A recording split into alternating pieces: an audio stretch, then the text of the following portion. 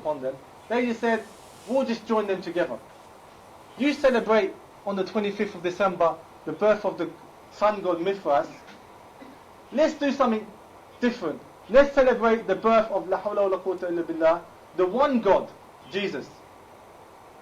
So they replaced the pagan day of celebration, the worship of the sun god, with their worship of what they say is the son of God. And that became 25th of December, and that became Christmas.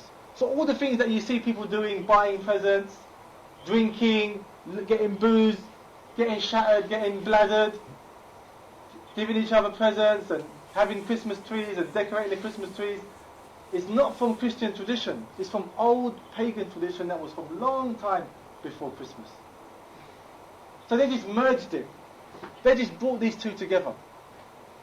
And they thought this will help us in, because these people, if you say to them, oh, you can't have this 25th of December anymore, you can't worship the sun god anymore, who's going to follow them? So they said, if you can't beat them, join them. If you can't change their beliefs, just join it with our beliefs and make it one. And that's the same that happened with Easter, that's the same that happened with Halloween, and that's the same that happened with a lot of Christianity. They just joined it with the pagan beliefs of the people at the time. So they had a merger. But the question you might ask, and you will find a lot of talks on the internet, on YouTube, about how Christmas is the pagan festival, Christmas shouldn't be followed, because as the Jehovah's Witness, they don't actually follow Christmas. They say it's a pagan festival. And in this country, for about 100 years, Christmas was actually banned as a pagan festival. In America as well, it was banned as a pagan festival, not to be followed. So we can go there and, be on our, say, oh, you Christians, you have pagan festivals and all this stuff, and, feel good about ourselves. But we need to look closer to home. Because what has this got to do with us? Back in the 4th century, 5th century, or the whole of the, for about 1,000 years, the Europeans were trying to convert their idol-worshipping people to Christianity. They were converting these pagans, trying to force upon them Christian beliefs. But now, they've got another problem. They've got Muslims in their country, in their countries, in different parts of Europe, and they need to convert them to their beliefs. They need to convert them to their way of life. Instead of converting the pagans now, they need to convert the Muslims. Muslims that have been born and brought up in their countries have rejected their way of life, have seen their way of life as bankrupt, as corrupt, as causing chaos in society. And now they've got on a new rampage to converting the Muslims. The Muslims have become the public enemy number one. Whenever a country seems to have a problem, there used to always be, the Muslims are the ones to blame. Look what happened in Switzerland just a few weeks ago. They voted to ban the minarets, and we spoke about that a few weeks ago, in Switzerland. And in Switzerland, only 4 mosques have minarets. And 56% of their population voted to stop the building of minarets. Can you believe that, in a country that only has 4 mosques with minarets? In Holland, you got an MP that wants to ban the Quran. In France, they banned the Muslim schoolgirls from wearing hijab. In this country, when Sarkozy made the comment about banning the burqa, there was polls in the newspapers and all that in this country, and vast majority of people said, yeah, we should do that, we should ban that. And when you go on YouTube, if you go on our YouTube, Ministry of Dawah YouTube site, you'll find so many racist comments people put about on our videos. So many racist comments, you get effing out of our country and all sorts of stuff. And you'll be shocked, I laugh sometimes, but this is the responses that we're getting to, some of the videos we had, like BNP and EDL.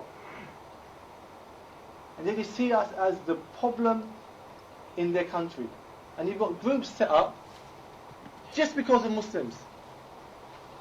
BNP, their main campaign is these Muslims. The EDL, the whole reason they was set up, the English Defence League, was because of Muslims. They said, we're just sick and tired of these Muslims taking over our country.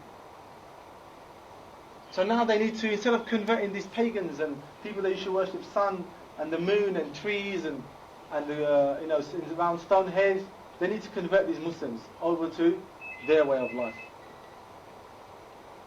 So as we just spoke about, we spoke about them in minutes. So as I said, they had that philosophy before. If you can't beat them, join them.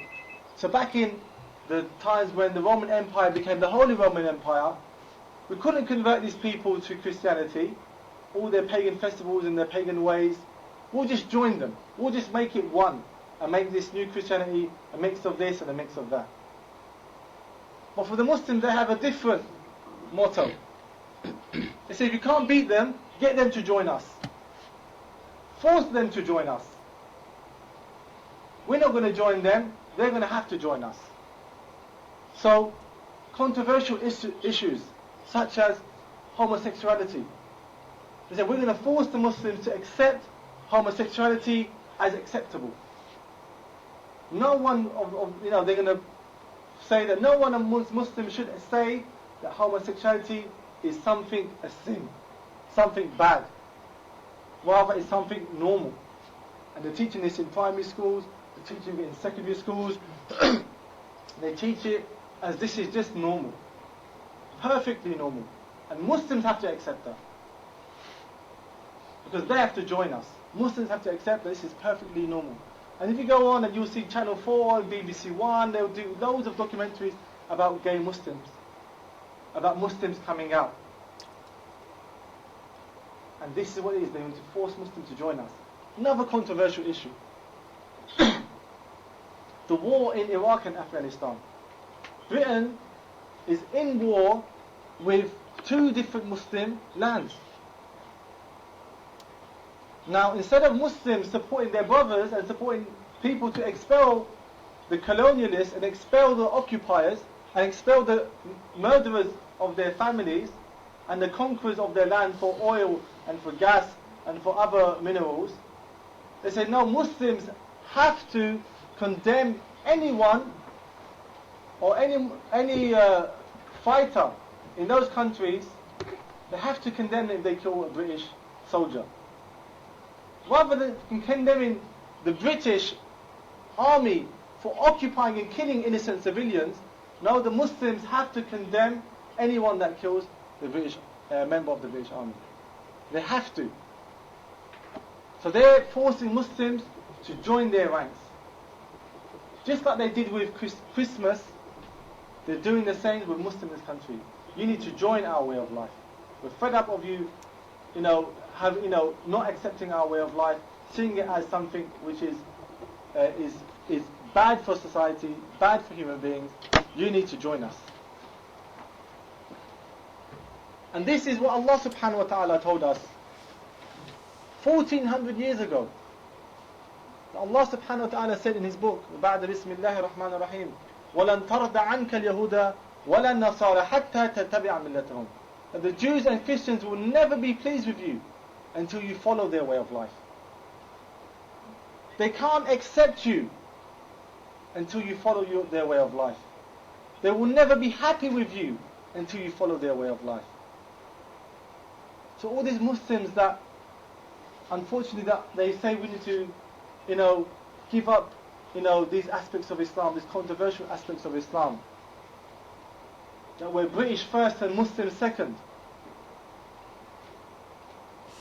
They have forgotten this ayah of the Quran that Allah subhanahu wa ta'ala says that they will never, in Arabic the word walan tarda, the lan is a word that means never. They will never accept you. Not that they will not accept you, they will never accept you. And they will never be happy with you until you follow their way of life. So unless we join them, they will never be happy with us. So we need to stand for Islam.